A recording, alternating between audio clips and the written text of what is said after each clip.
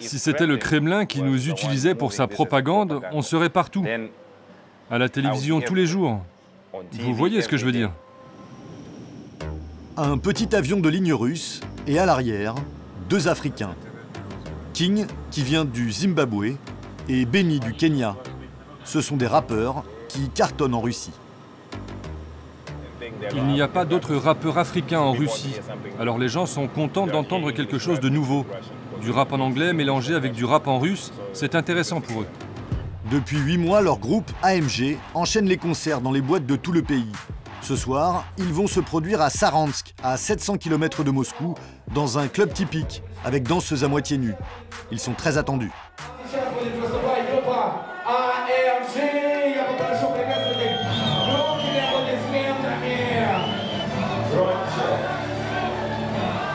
Le public attend leur hit, la chanson qui les a rendus célèbres.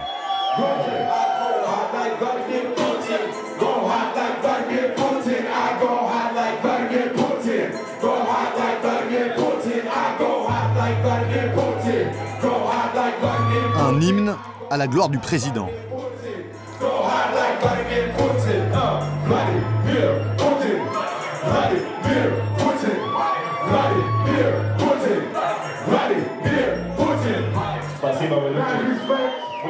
Fin du concert, un succès, comme d'habitude. Les gens nous aiment parce que nous sommes un bon groupe, nous représentons la Russie, nous faisons de la bonne musique patriotique et les gens aiment ça.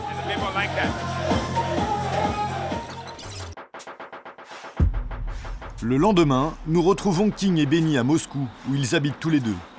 Ils se sont rencontrés à l'université de médecine de Volgograd il y a 15 ans. La Russie, c'était le pays le moins cher pour eux, pour faire des études à l'étranger. Mais très vite, ils changent leur plan de carrière et montent un groupe de rap. Dans leur premier clip, leurs paroles sont bien moins politiques.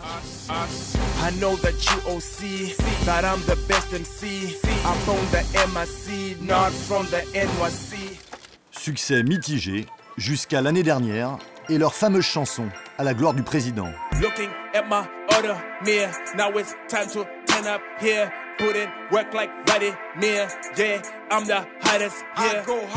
Poutine, présenté en héros de guerre, avec chars russes et explosions en arrière-plan. Visiblement, le résultat plaît, presque 2 millions de vues sur Internet. Politiquement, je suis pro-Kremlin. Mon idéologie est anti-Ouest. Je suis contre le fait d'attaquer des pays pour leur pétrole. Je suis contre la colonisation et contre le fait de chasser un président pour le remplacer par une marionnette. Les rappeurs ne voient aucun problème, en revanche, aux conquêtes de territoire par la Russie. Rapidement, ils deviennent les chouchous des médias pro-Poutine. Racontez-nous comment l'idée de cette chanson vous est venue. On a bien observé ce que faisait le président et ses actions nous ont plu. Personne n'en parle jamais. Personne ne le remercie. Quelles actions, par exemple? Eh bien, son intervention en Crimée, par exemple, et sa vision politique. Les deux hommes surfent sur le succès de leur chanson. Leur dernière trouvaille, des t-shirts, business classique des rappeurs. Sauf que sur les leurs, on trouve la photo du président. 10 €, la tête de Poutine imprimée. C'est du 100% coton, de la super qualité. Ce n'est plus de l'amour, c'est une obsession. Mais King et Benny se défendent d'être des porte-parole du Kremlin.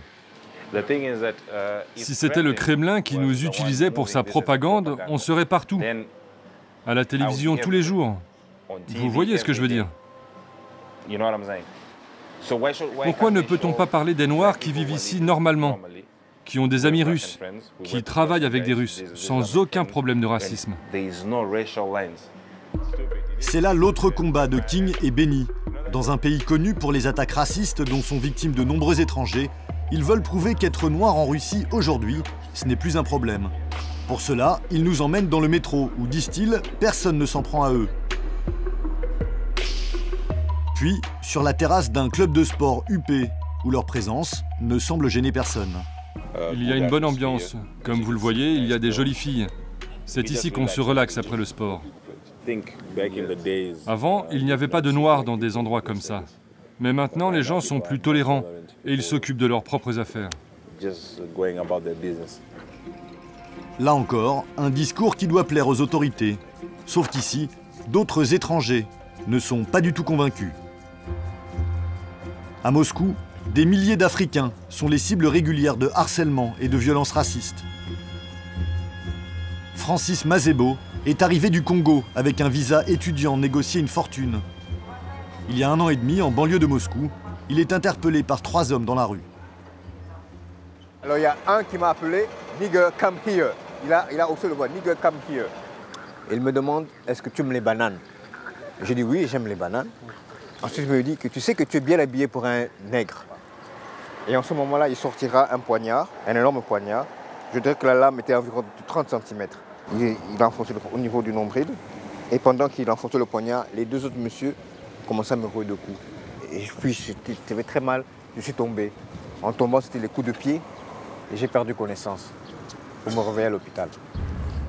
Et Francis Masebo n'est pas seul.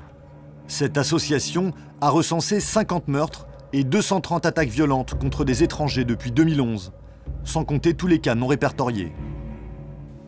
Alors ça représente la ville de Moscou et chacun des personnages en vert, ça représente une attaque et en rouge un assassinat. Et donc si je regarde ici, à la station du train de banlieue Pados, un Africain a été battu. Les agresseurs de Francis, comme beaucoup d'autres, n'ont jamais été arrêtés.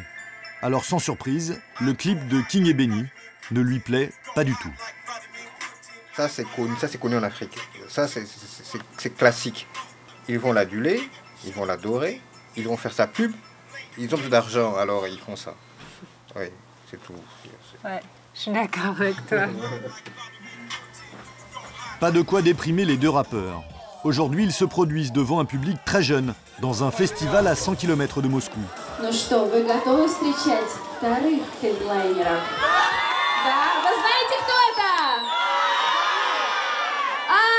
AMD! L'occasion de présenter leur nouveau titre, une chanson en hommage au rouble qui ne flanche pas, malgré les sanctions économiques. Sanctions ou pas sanctions, on continue à dépenser des roubles, pas vrai? La ville de Khabarov sur les billets de 5000 roubles et Arkanios sur les billets de 500 roubles. Vous comprenez? Ok, are you ready? Don't let it just miss. Yes, we can.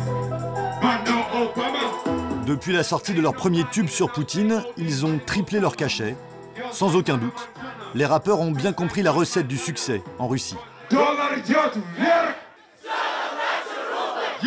What? What? Yeah!